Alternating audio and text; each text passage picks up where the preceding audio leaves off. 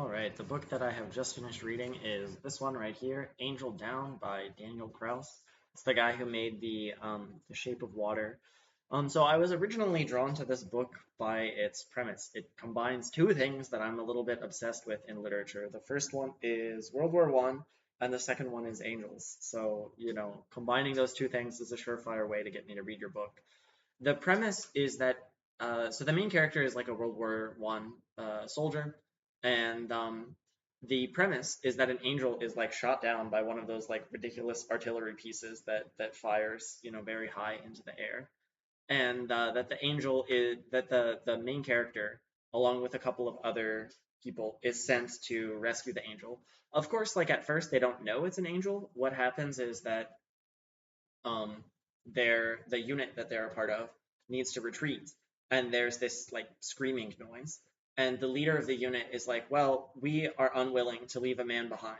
So what he does is he picks the five most disposable soldiers that he can find, and he says, okay, you guys go and deal with this problem. And it's understood by the characters that deal with, in this case, almost certainly means kill. So their assumption is that the yelling noise is coming from a wounded soldier, and that their responsibility is to risk their lives to find that soldier and put them out of their misery. Um, there's a really lovely passage where the main character like sort of comes upon this procession. There's three people, and he says that he's with a friend, right? It's the main character and his like best buddy. And they come upon this group of three soldiers together, and he laughs because he's like, "Oh, what are they gonna get up to? It's the three most disposable soldiers in the unit." And then he actually realizes that he's been called here not to witness this, but to be a part of it, and that it's actually the five most disposable soldiers in the unit. They get told that they're basically going to, kill themselves over fucking nothing. Real classical World War One type shit. Like, we assume that this person is out there dying, and your job is to help them die faster, and you will probably die in the process of making this happen. There's not really good reason to believe that attempting to intervene will make things better rather than worse. So great, real hopeless situation. I also kind of love our protagonist. He's a real like kind of like Jacob from the Bible type character. Just an absolute like huckster, a real scam artist. And his MO is that he's really good at like gambling, and by really good at gambling, I mean really good at cheating at like card games and games of chance. And so he has basically tricked his way out of having to do anything dangerous. It says somewhere in the novel that he's never actually had to like charge a trench line, which is like the main the main experience of World War One is having to do that and waiting to do that, and he's always gotten out of it by trading places with someone or something like that. As a matter of fact, he's often called Private Gravedigger because his go-to responsibility that he usually ends up with is digging holes. He's real good at digging holes, and he always finds a way to weasel his way out of more dangerous responsibilities and weasel his way into digging a hole. So he digs latrines, he digs graves. It's a very like fun and kind of sharp and snappy way to characterize the main character. Like I think we have a real clear picture of who this guy is. We know everything we need to know. Very very early on, and also the book sort of like loops back to this theme of like digging holes. It kind of makes digging holes a like a little bit of a motif. Okay, anyway, so the book is very like typical, I suppose, in the expectations that it creates. Like you've got a piece of shit protagonist who puts himself first, doesn't ever risk anything for anyone, and obviously he's got to learn how to get over that, right? And I I kind of stopped reading books like this a while ago because I just find that this like classic moral transformation is a little bit predictable, and it's a little bit like like when I was doing my master's in creative writing, a couple of people said that this is like what makes fiction go, right? This is what makes fiction good, is this. And I don't know, I think it's a little bit formulaic. And of course there are like interesting and cool ways to do the formula. Um, I don't know. I mean, on the one hand, I feel like I'm complaining because I've seen this so many times before, and it's been like drilled into my head that this is what fiction is supposed to be like. But on the other hand, I also think that like some of the fiction that I really, really like, Crime and Punishment, for example, does ultimately come down to the character needs to change in some fundamental way, and you're watching that happen. But I suppose the thing is that like I don't know, this book almost acts like it doesn't do enough of a good job of like dealing with the fact that I know that that's already going to happen, right? Like it introduces our main character, Private Gravedigger, and then introduces, I think his name is Arno, this kid who lied about his age so that he could enlist in World War One, and who's like an orphan. And Private Gravedigger, Bagger is his real name. Private Bagger. It's just very obvious early on that Arno is going to be the reason that Bagger eventually gives a shit about something, and then that's exactly what happens, right? So on the one hand, I don't know. I feel really complicated about it because on the one hand, I really liked this book. I couldn't put it down. I read it in like 5 days, right? I read like for several hours every day until this book was done. But on the other hand, like looking back at it as a totality, I feel like the actual arc is very, very simple. I don't know. Okay, there's a couple of things, like a lot of the most interesting things about this book, I would say, don't have to do with the plot, but have to do with the style of what's going on. One thing, one thing that I want to linger on is the fucking gore. Holy shit, there's so much gore. Like I didn't think of I didn't. I mean, I guess if you had asked me, I would have said that of course books can be gory, but it had never really sunk into me like how gory they can really be, right? Like I thought, like okay, movies, video games, those are the media that where you do gore. Of course, World War One is a perfect environment for gore, right? Because every time a shell like hits the ground and explodes, which is very very often, it's digging up dead bodies and like you know throwing them around like confetti.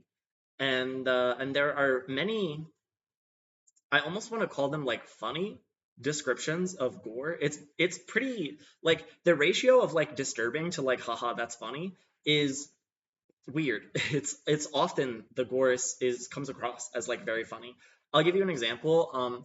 The character is like just walking around and a shell blows up and he sort of like like leans down like that, the way you do, and something heavy lands on the back of his neck and he's like, "Oh, it's gonna be a rat." Usually, when that happens, it's a rat. And he grabs it and he looks at it, and it's a human tongue. And he says that it occurs to him just how long the human tongue is. Like it's almost twice as long as you would think it is once it's like outside of of the body. And then he just like throws it away and is like, "Ugh." And there are lots of descriptions actually where something fucked up like that will happen, and Private Bagger will say like, I really wish I cared, but I just can't. I just don't. I just don't. I'll think about this later. Um, it's also interesting to see an author using their sort of like poetic author powers to describe such fucked up and horrible things. So for instance, he describes some boots that still have like the feet in them as being like potted plants with the feet being like the plants. Um, there's a million little metaphors like that are like, wow, you really did think of something messed up and then just like spend some time thinking like what's the most like poetic, economical, being real fancy, how do I use my like MFA skills to to describe this horrible thing. Another one that I thought was fun was that Bagger talked about having thinking that he had seen a ghost when what he had actually seen was an entire suit of human skin on a branch like flapping around. um I suppose now that I'm talking about it, I think that the effect that this achieves in the text is a really interesting one, which is that it makes you as like detached from the violence as the characters are supposed to be, right? Like your attitude is definitely not the same as theirs, right? You're laughing and they're screaming, but you are still like seeing something and not really like fully, like it's too terrible for you to actually fully engage with how terrible it is. And so as a reader, you just laugh. You're like, wow, that's crazy. That's fucked up. Um okay, I feel like I'm in terms of I have a list. going through the list. In terms of the interesting things about the style, I'm really bearing the lead here because the entire book doesn't have a single period in it. That's the thing that people tell each other about this book, right? That's the gimmick. On the one hand, I heard that and it immediately made me less interested to read the book, right? Like a book with a grammatical gimmick, count me out.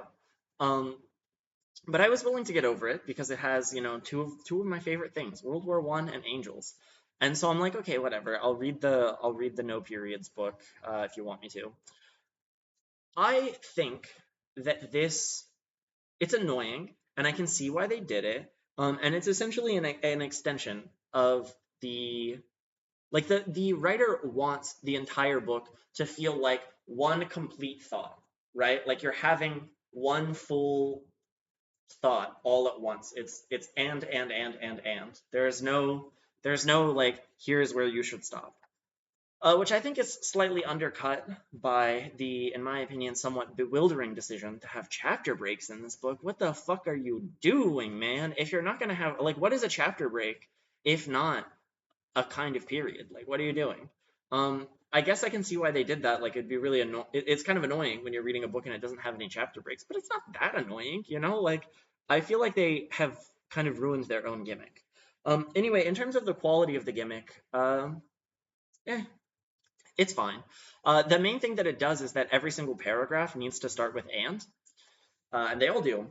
Uh, he'll say one thing and then he'll just be like, oh, and also this other thing, and also this other thing, and also this other thing. And sometimes those ands form like a cohesive narrative flow, but often they don't. And he's just like, look at that, look at that, look at that, which I think really fits. It creates a sort of like fragmented feeling, which is pretty appropriate for the setting of the book. There's a sort of like stylistic setting, like cohesion thing happening there. Um, I don't know. It's like a B minus, B plus level gimmick. The other thing is that it does make reading the experience of reading a little bit I almost want to say mind numbing, but not precisely in a negative way. Like I feel bewildered, I feel a little bit confused, but not in a way where I'm like, I don't know what's happening and I need to put the book down, but in the way where it's just like things just kind of like keep coming at you over and over again. And you get just a little bit like, oh, not enough that it's unpleasant and that you want to put the book down, but enough that it sort of mirrors the experience of the protagonist. I did have one day where I read like 100 pages in a row of this book, and don't do that. The style will really start to grate on you if you read that much um, of it. The other thing about the grammatical conceit that I find really, really interesting here is that it makes it feel a little bit more like oral literature. Like this book, despite being written in a really fancy way and having like crazy vocab words that I've never heard of before.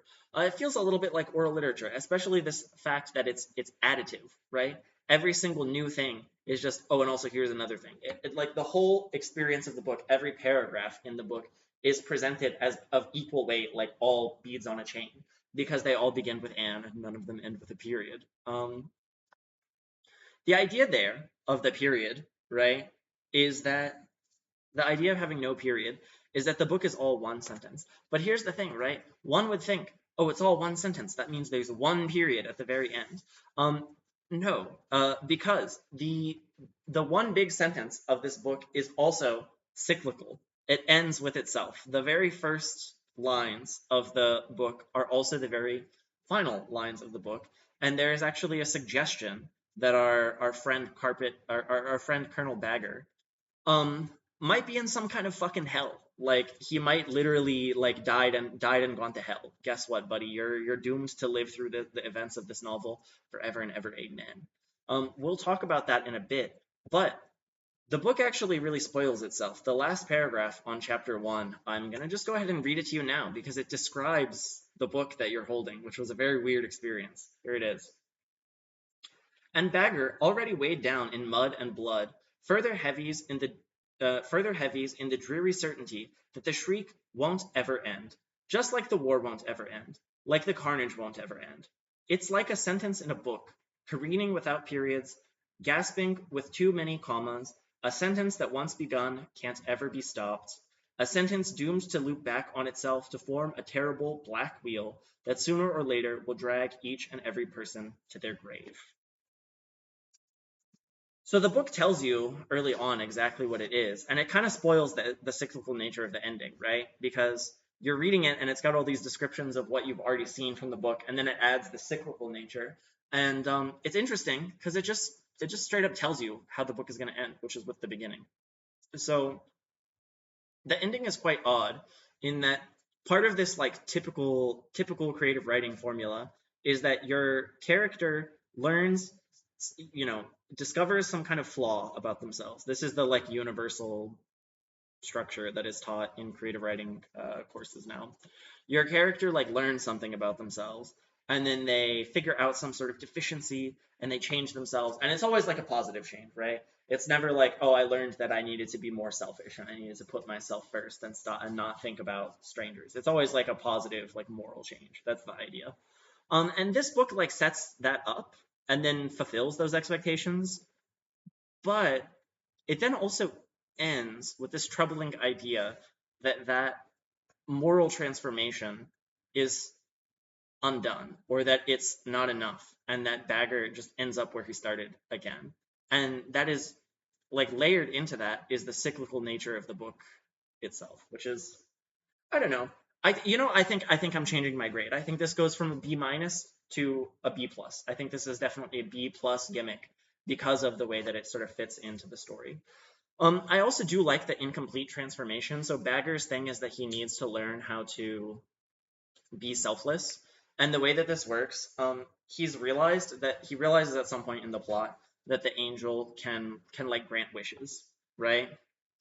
And okay, I think I need to summarize the plot before I tell you about his transformation, right? So he and these five colonels, these five soldiers are all together, right? It's him, it's this random kid, it's this big dumb fuck idiot, it's this like sneaky, basically like actually quite a similar character to Bagger. He's called Colonel Vulture, and or not Colonel Vulture, Private Vulture. That's what they called him, and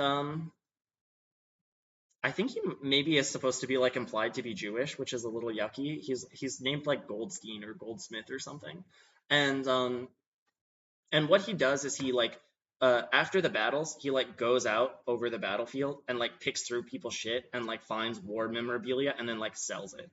And I'm a little confused about how like the book looks down on this character so much, and what he does is literally like not as bad as what our protagonist does. It's odd because on the one hand, I think when we're looking down on this character, we're kind of looking down on him through the eyes of Private Bagger, right? And he is being very unfair because they're essentially in a situation where they have to pick one of them to like risk their life and probably die. And so he's obviously like psychologically incentivized to be have an extremely negative opinion of all of these characters. And but anyway, I mean like if I was a soldier, like who am I gonna hate more? The guy who like I absolutely know if I die, he's rifling through my pockets and selling all my shit, or the guy who's gonna like try to trick me into risking my life on his behalf. Like I hate that second guy more because he might actually get my ass killed. Don't get me wrong, I hate both of them. They both fucking suck. But okay, the third the final character in this like five most useless soldiers in the platoon is extremely tragic. He's just a black guy. It's a everyone else in the novel is white. The leader of this platoon is like I don't like this black guy, and it's later discovered that I mean, we basically later like discover and uncover what we already knew, which is that the leader of this platoon just like hates having a black guy under his command. And more than that, he views the fact that his higher ups gave him a black soldier as like a personal insult to him. The black guy's name is Vec. Vec is cool. I like Vec. Vec is an interesting character. His special trait is that he's insane and he is like extremely riddled with PTSD. They make fun of him because every time there's like a noise in the trench, or every time there's like a he he ducks, he hits the floor.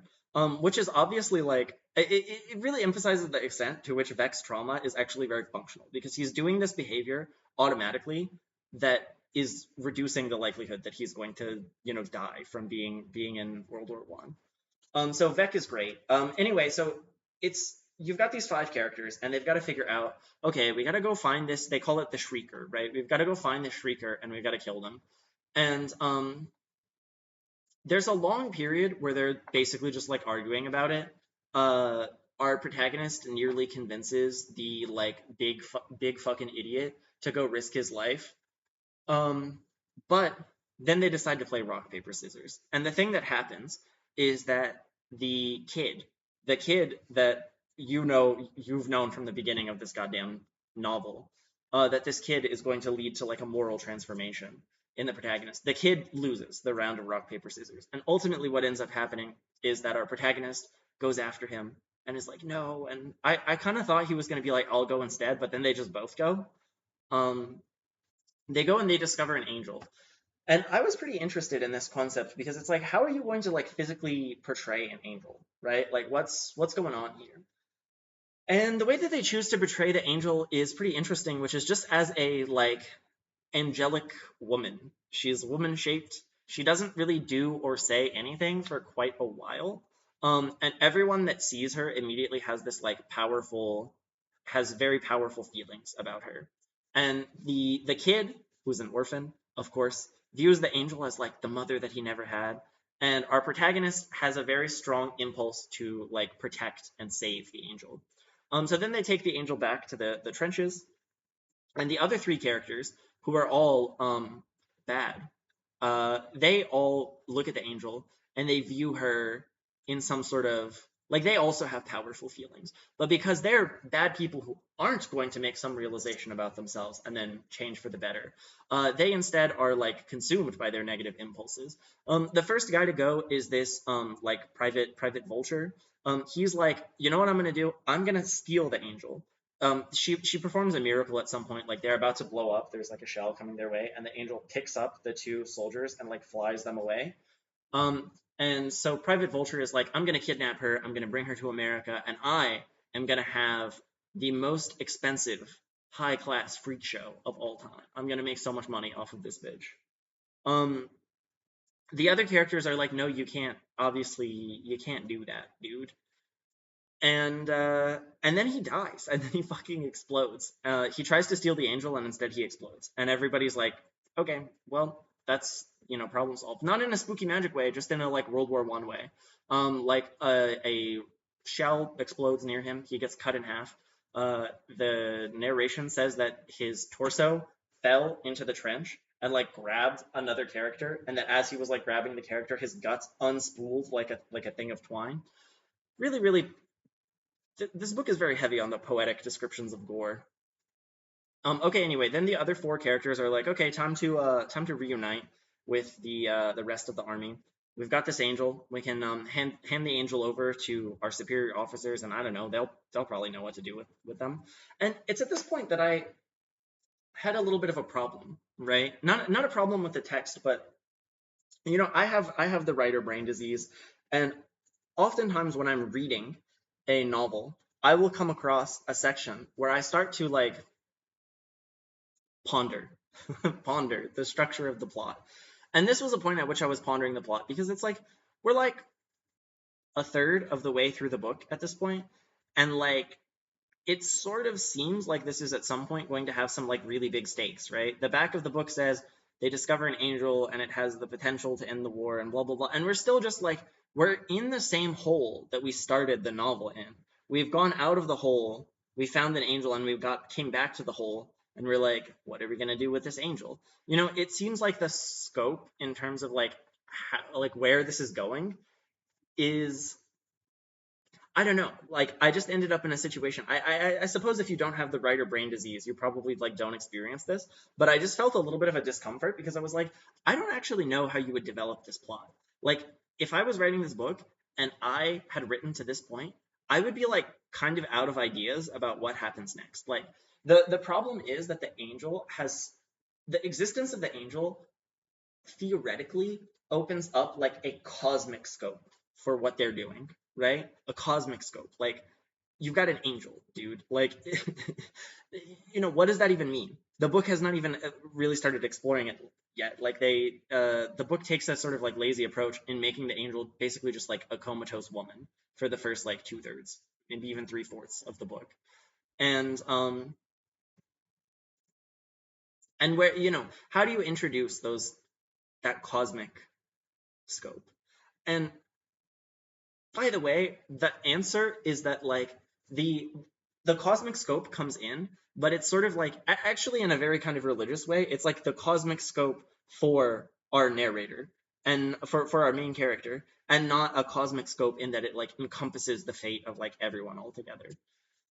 Okay, so then they all three of them sort of decide that they're going to, they're going to travel with the angel. They're going to take it somewhere. It becomes clear that all four of them view the angel like differently, and Vec calls the angel Nina, which we later find out is the name of his daughter. So people like look at the angel and they sort of project, and they're all men, right? And they look at the angel and they sort of like project some sort of like, ooh, woman feeling onto the angel. Which brings me to my next point, which is there's a lot of gender happening in this book, a lot more than I would expect. When they first discover the angel, one of the things that Bagger says is that he's shocked and appalled and has this like strong impulse to protect the angel, partially because war is such a like masculine space, and she feels like she like doesn't belong here and doesn't like is incapable of protecting herself, which is like fucking nonsense because I mean, at first he doesn't know that she's an angel, but like he figures it out pretty quickly. And at that point it's like, what are you protecting her from, bro? Like she's an angel. Do you think if she got hit by a shell, like it was I don't know. It's just it's not clear. And actually later on, it's kind of revealed that, as I suspected when I read that the first time, the angel does not fucking need like his protection from anything. Okay, the next thing that happens is that they're transporting the angel, and this big beefy fuck who the narrator really hates, he kidnaps the angel. And everyone like it's become clear that everyone like looks on the angel and has some sort of like ooh woman feeling, and for this character that is sexual. So he kidnaps the angel and they're all like, oh no. Oh no. So then they go and look for this guy. I don't remember, like Popov or something, like Colonel. The narrator, the main character only refers to him by like nasty nicknames that he's made up for this character. Big fat fuck, that's his name. So big fat fuck, he steals the angel and runs away with it, and is gonna like try to have sex with the angel. And right when the characters like catch back up with him, he has like disrobed the angel and he's like right, just about to get to it. And this is part of my like frustration with this kind of book, this kind of plot progression is like, I don't know, maybe I just have the writer disease because it's like the characters catch up with Colonel Big with Private Big Fat Fuck, and it's like, okay, I kind of know how this is gonna go. Like they're gonna fight, like Colonel Private Bagger is gonna fight Private Big Fat Fuck, and Private Big Fat Fuck is gonna beat the shit out of him because he's like bigger than the other guy. And then like something surprising is gonna happen, and somehow the tables are gonna turn, and then the problem it's gonna go away. And that's fucking exactly what happens. And I don't know, maybe I just have writer disease. Maybe I've like thought about stories too hard to like fully enjoy them. But it did sort of feel to me like I was like going through the motions on that part. It's like, okay, geez, I wonder what's gonna happen. There are a couple of moments that are a little bit surprising in terms of like the extent of cruelty that comes out of Private Big Fat Fuck. Um, as I was like reading through the section and as I'm like thinking about it now, it does kind of rub me the wrong way that this book is like ostensibly about the capacity of like a big fucking piece of shit to redeem themselves and be and like it follows the writer formula. The main character is like, oh, I'm not blah blah blah because blah blah blah, I have this big flaw, and then you overcome the flaw and then the book is over. But it doesn't extend that grace or that logic to like these other characters. As a matter of fact, with the exception of Arno, the other soldiers are like a series of obstacles that he has to overcome, right? They all invariably try to steal the angel, try to take it away, and try to use it for their own purposes. So it's at this point that the formula has been established that I noticed something interesting, right? Because you've got Private Goldstein, Private Vulture, and you've got Private Big Fat Fuck, and they both have like the first one wants money, wants to turn the angel into money. The second one just wants to fuck it. And the third guy, it's not clear what he wants, right? The third guy, Vec, he's insane. He has post-traumatic stress disorder. And at some point he uh, decapitates a horse, a dead horse, and then wears its like head over his head, right? And the other characters are just like, well, he's fucking crazy, so we're just not gonna touch that one, right? And he clearly views the angel as his daughter, and it's not super like at this point I'm kind of wondering, okay, the formula has been established. The other like problematic soldiers, they each try to take the angel away and use it for their own devices. Like what is this guy gonna want? He views the angel as his daughter. There's not a like obvious thing. And then at some points in the novel, uh Private Vec, he starts talking to our characters, and he talks about the nature of American racism.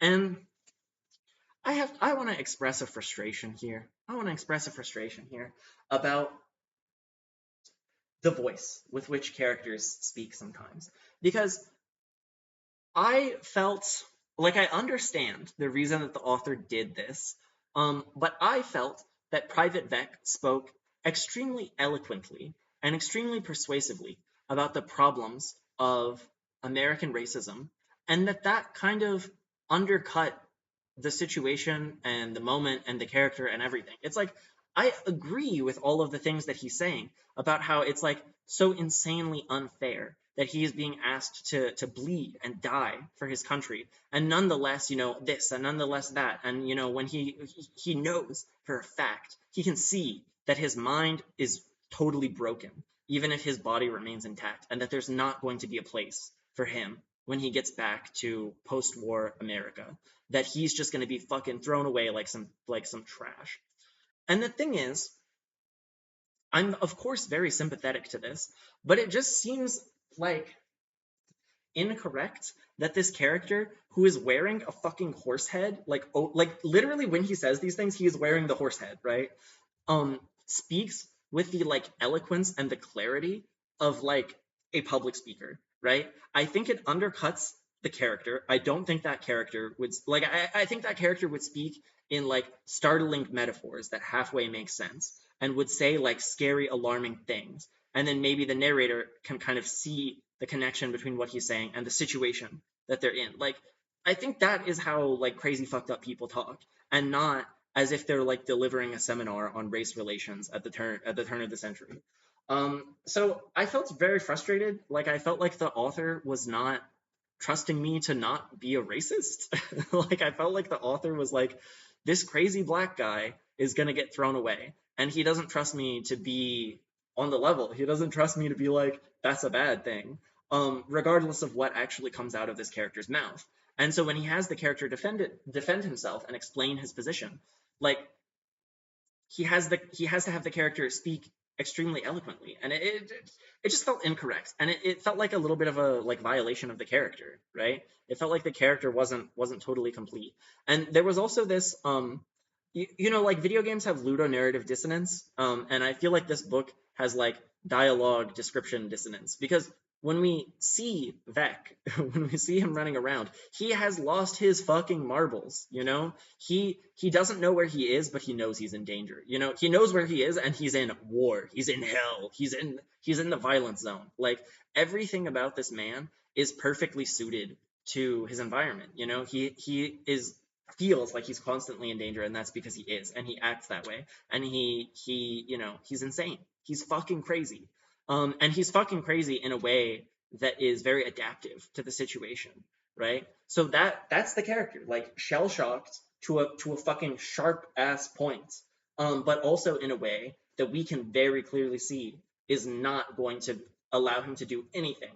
But he's gonna survive the war, but after that, it's over for him. Um, And that's the character when we're looking at him. And when we're talking about him, when we're talking to him, he speaks with a clarity that is beyond anyone else in this novel. He speaks more clearly and more directly and more persuasively than the motherfucking angel. Like, what are we doing? So yeah, there's a bit of a dissonance because Vec is extremely persuasive, but he's also clearly insane. And another reason I also understand why the author wants Vec to speak so clearly, because he needs us to understand who Vec is, and he needs us to understand that Vec has a very good reason for being insane and for being bitter and for being, he's crazy, and he's also like against the world, right? The world is against him and he is against the world. That is his attitude. And the author needs us to understand that attitude and to some extent to sympathize with it because of what Vec is going to do with the angel. And I think this is an incredible decision. I think this is a really good, like, Daniel Kraus had a good day when he figured this out. But so the previous two desires that we've had from the men who try to like steal the angel and use it for their own purposes have been absolutely craven, right? Self-seeking, like money, sex.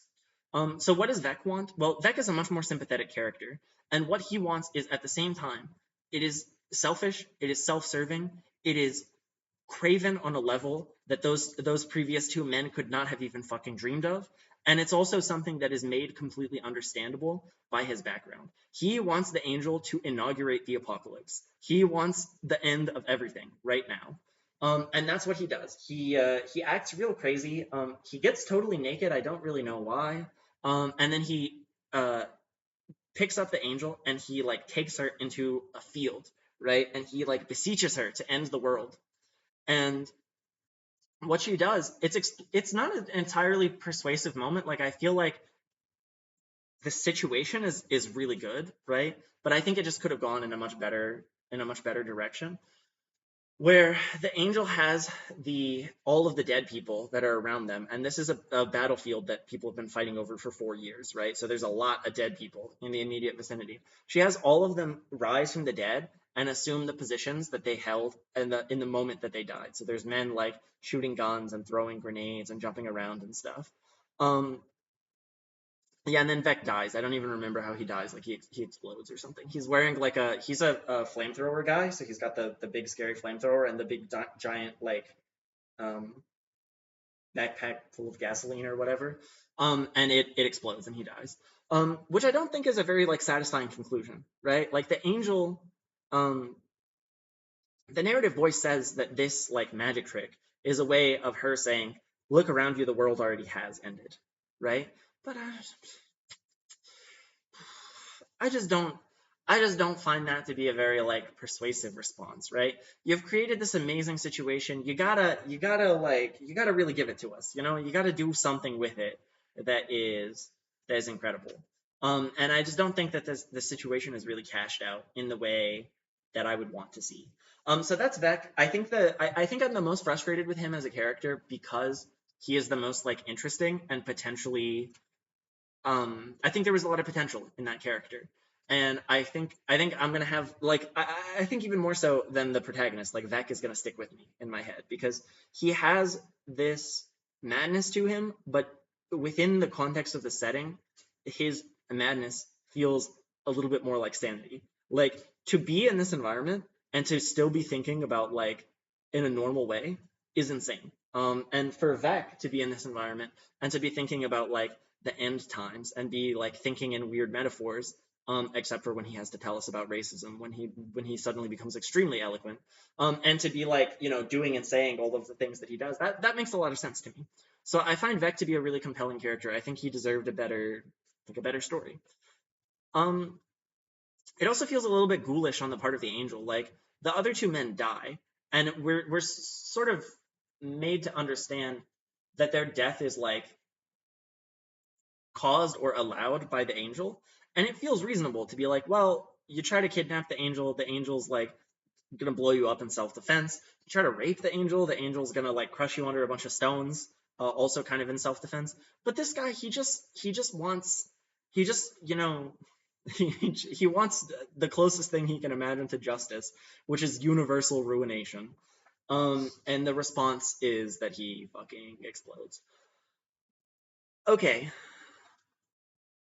later in the book, the so you've got only two characters left. They take the angel to their commanding officer, and the commanding officer, like, twist that we could have seen from a fucking mile away. I was like kind of wondering why the characters don't really see this, and I don't think it's very well explained.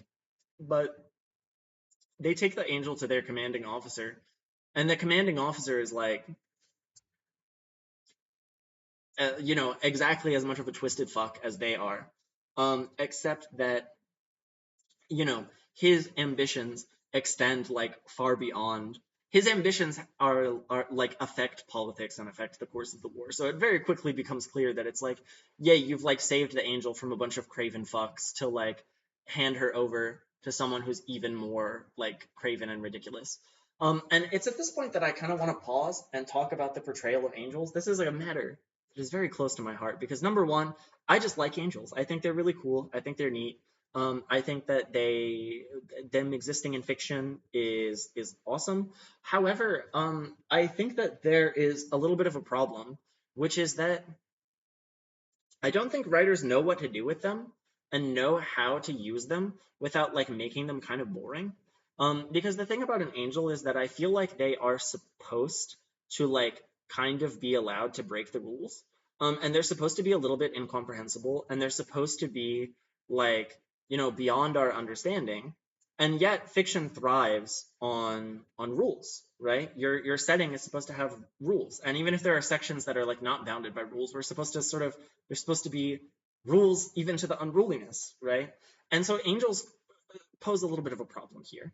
And so I think in this book, like until the very end, the angel is like, oh, she's basically a woman who can't defend herself. And everyone's like, oh, she's essentially a very beautiful woman. And everyone's like, she must be an angel. Um, and then she can grant wishes, which once again, we're really like trying to contain the magic here, right? And then only at the end does the angel have its own will, and that will is a little bit somewhat not incomprehensible, but like less comprehensible, a little bit hard to discern.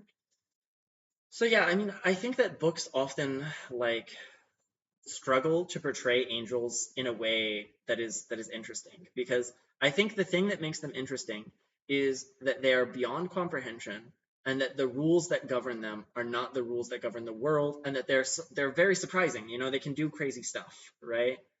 But I think that in order to like fit them into a novel, you often have to sort of like you have to like pluck the angel of its wings and make it into just like a creature that has magical abilities, which is exactly what this book does until the end.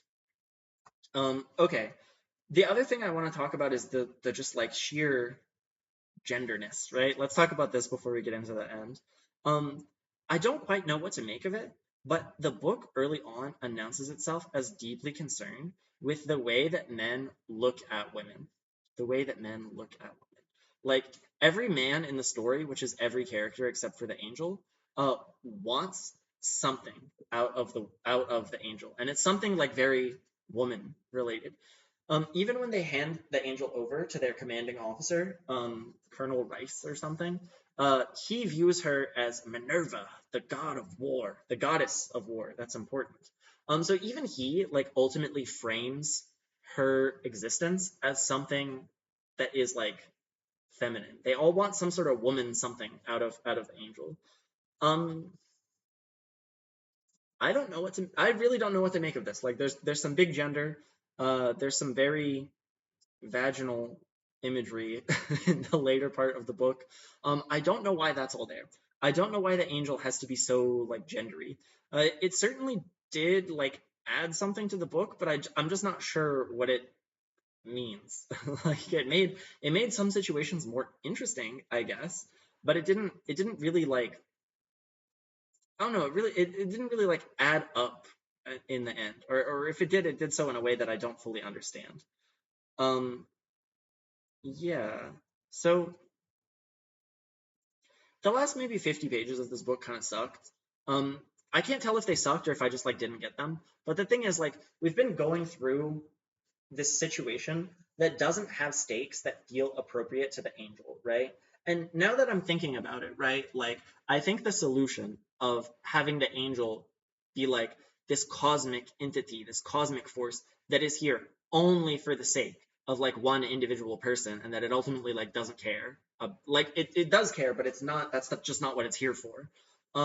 Would be really interesting, right? And that's like sort of what they do, but they also have a situation where they like expand the scope of everything. They like expand the scope of the problem, which is once again like really explained by the sort of like formula that I was taught in my writing master's degree. That like at the end there needs to be some sort of like intensification of the problem that leads to like a temptation where the character is, you know, has a really good reason to revert to the way they were before, right? They're essentially tempted to go back to the way they were before their like big realization, and then they overcome that temptation. They're like confirmed in their change. They make some kind of sacrifice for the greater good. You know, this is what happens in like every movie. Um, and so what happens is the angel is handed over to this Rice guy, right? Their commanding officer. And Rice is like, awesome, I'm going to use this angel to win the war. And by win the war, I mean prolong the war, because I am supposed to get a medal for something. And that's not going to happen because the war is about to end. This is set in 1918, right? So the war is about to end, and this guy wants to prolong the war. And obviously the main character is like, that's really terrible. We have to back up for a second because the kid has already died. The kid has already died. And our main character basically begs the angel, like, oh, look, I know you're an angel. You can do miracles. I want you to bring Arno back to life. I want you to make the kid not be dead. And the angel's like, okay, sure. And it makes a deal with him. It makes a deal with him. And the deal is, Arno can come back to life, but you, Bagger, you have to promise to never kill someone, or a terrible, terrible fate will befall your world. And the promise, yeah, so he has to never kill anyone, which immediately becomes like very difficult because this Colonel Rice guy takes the angel from him, and then when he tries to take it back, the Colonel Rice guy is like, check this out, I'm gonna fucking beat you to death, and I'm gonna kill Arno as well. So it suddenly becomes very like tempting to kill him, which he does. Our protagonist, in a perhaps a sort of interesting twist on this formula, the formula I was taught in my master's degree, he does go back on his like development as a character, right? It seems very much. I mean, the angel told us, right? The angel directly told us that this was important. It seems very important that he not kill someone, and then he does kill someone, right? And the angel has made a promise that a terrible fate will befall the world.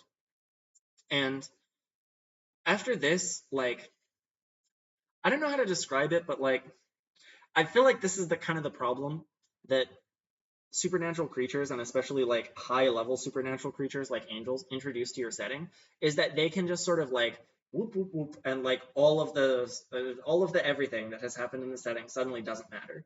And I think you got to be really careful about that. And I think I'm going to be pondering this one, right? Because what essentially happens is the angel starts like fucking with time, and it stops time, and it has a very long conversation with Bagger, and it shows him like a vision, and the vision has some sort of like personal significance to him.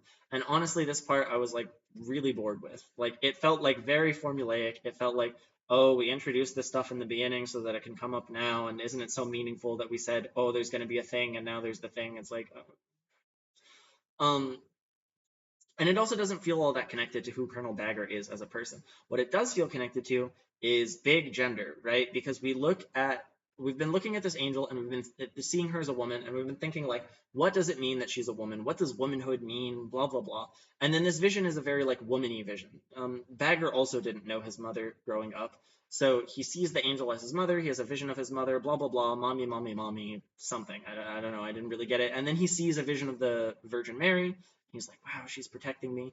And like at this point, I was getting really bored, and I basically only finished the novel because of like the loyalty that the first like 300 pages had really bought from me.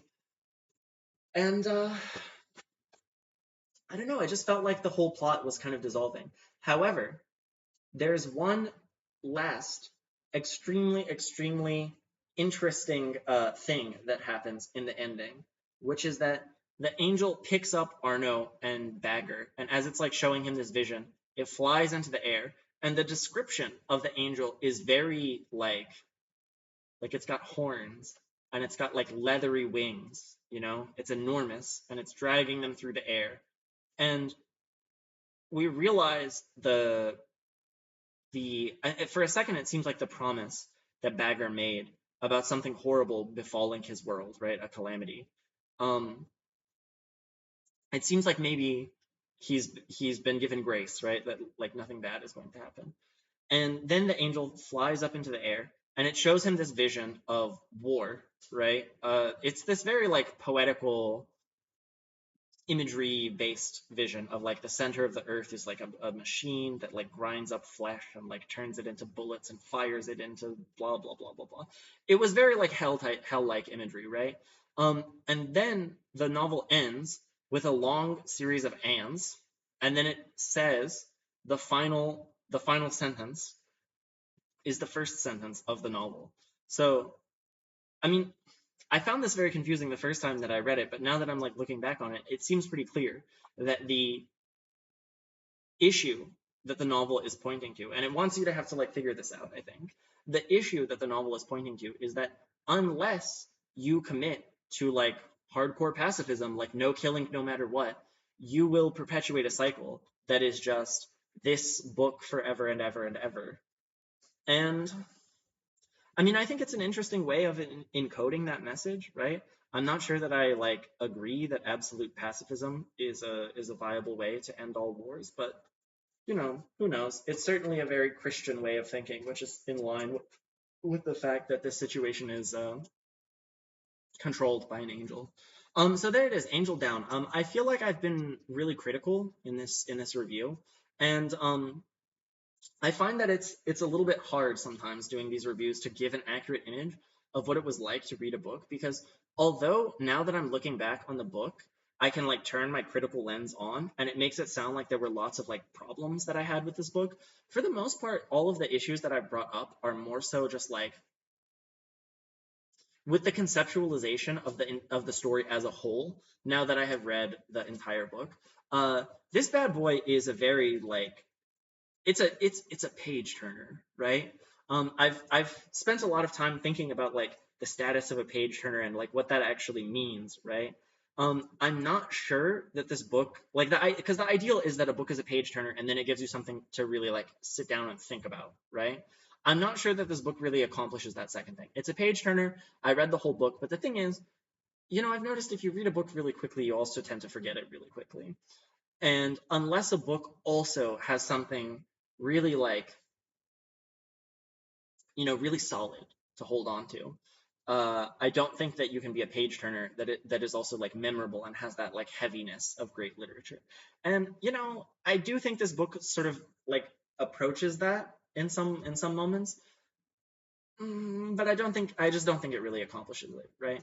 Okay, so Angel Down. The reason, actually, before I sign off, I want to say, like, the reason that I'm a little bit hesitant here at the end is because I really enjoyed reading this book. Like, I mean, I really liked it. I said at the beginning that I spent hours, from the day that I started reading this, I spent hours every day reading this damn thing, and that's because it's really good. Um, and I think what's really good about it might, to some extent, just be like in the page to page experience. Like it's very well written. It flows very nicely despite this like weird, and maybe even because of this weird gimmick. And as you're reading it, there's like characters to mull over. They do interesting things. But I'm just not sure that it comes together in the end to be something worth remembering. What a bummer ending. Okay, anyway, that's my review of Angel Down. Bye bye, everybody.